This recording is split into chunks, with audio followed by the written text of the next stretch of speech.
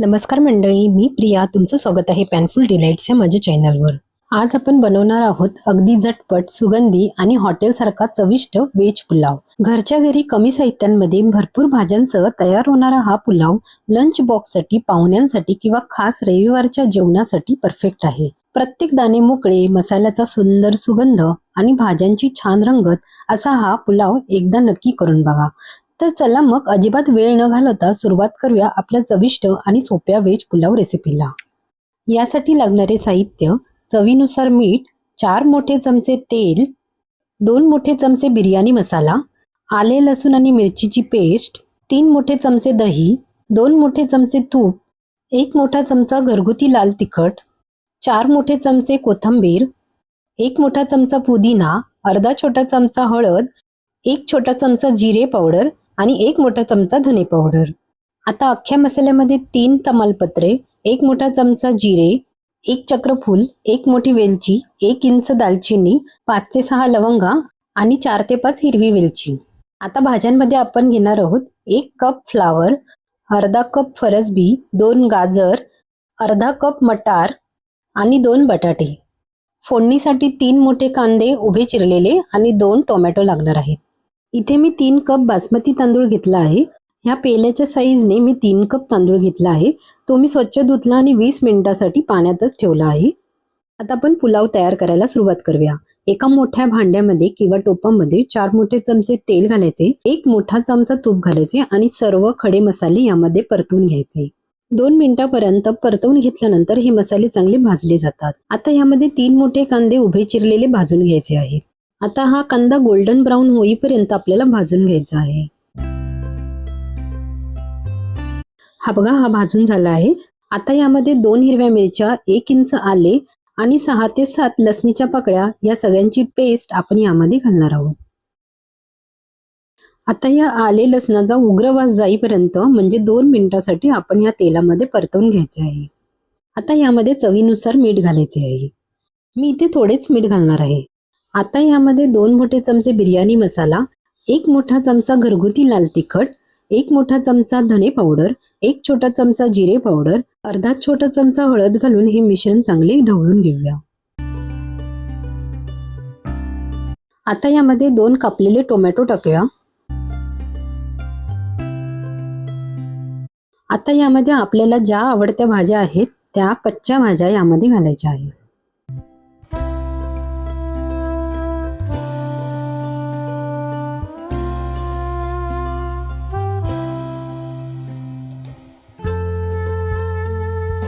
आता या भाज्या आपण तेलामध्ये चांगल्या परतवून घेऊया. अशा भाज्या परतवल्यामुळे मसाल्याची चांगली टेस्ट या भाज्यांना लागते.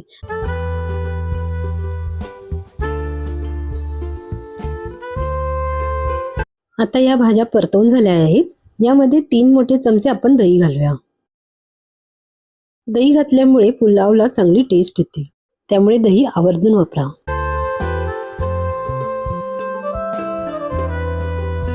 आता हे सर्व परतून झाले आहे. यावर आपण कोथिंबीरची पाने आणि पुदिन्याची पाने घालूया. आता हे चांगले एकजीव करूया.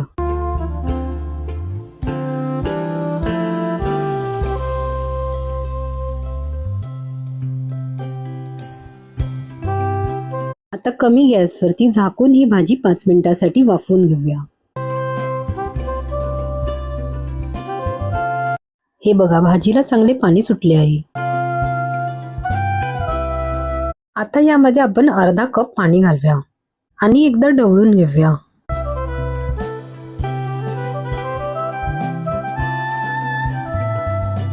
आता झाकण लावून 5 मिनिटांसाठी वाफ काढून घेऊया.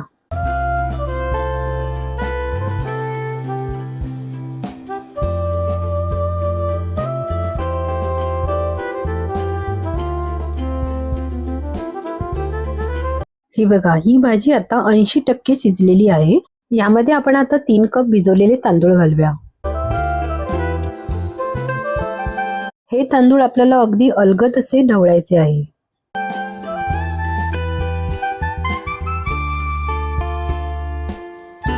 आता यामध्ये 6 कप गरम पाणी घालूया.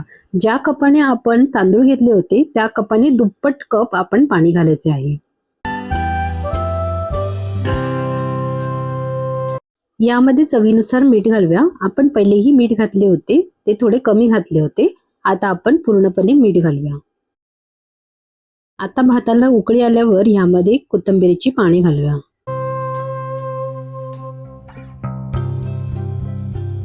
भात असा थोडासा ढवळून घ्यायचा आहे, जेणेकरून तो खाली लागणार नाही।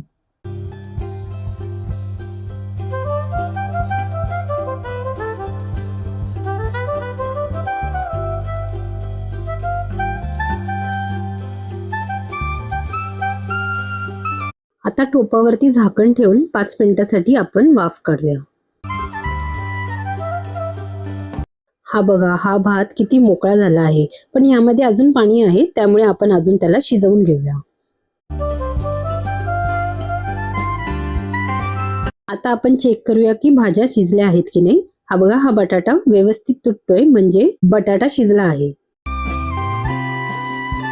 आता मंद आचेवरती आपण 5 मिनिटांसाठी वाफ काढून घेऊया। हा बघा, पुलाव किती मस्त सुटसुटीत मोकळा असा झाला आहे। व्यवस्थित पाण्याचे प्रमाण आणि व्यवस्थित भाज्यांचे प्रमाण घेतले तर हा पुलाव नक्कीच छान होईल।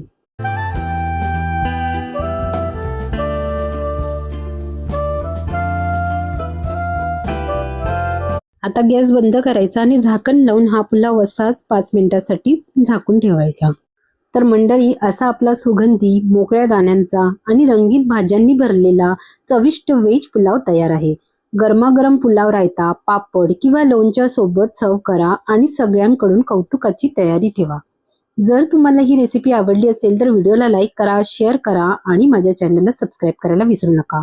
पुन्हा भेटूया अशाच नवीन रेसिपी सोबत। तोपर्यंत धन्यवाद।